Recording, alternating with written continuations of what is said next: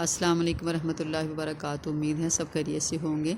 آج میں آپ کے ساتھ وضو کے بعد کی دعائیں شیئر کرنے لگی ہوں کہ وضو کرنے کے بعد ہمیں کون سی دعائیں پڑھنی چاہیے۔ سب سے پہلے آپ وضو کر کے بسم اللہ پڑھ کر وضو سٹارٹ کریں۔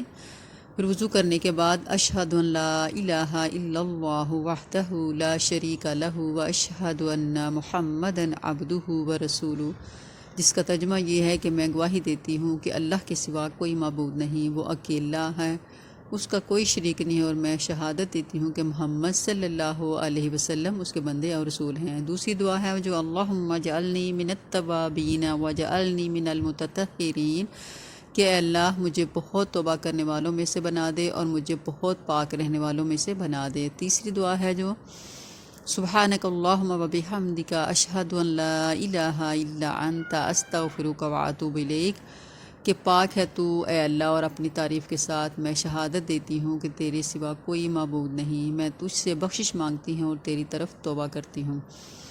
تو آپ وضو سے فارغ ہونے کے بعد یہ تینوں دعائیں پڑھیں اور کوشش کریں کہ جب بھی وضو کریں ان دعاؤں کو لازمی پڑھیں۔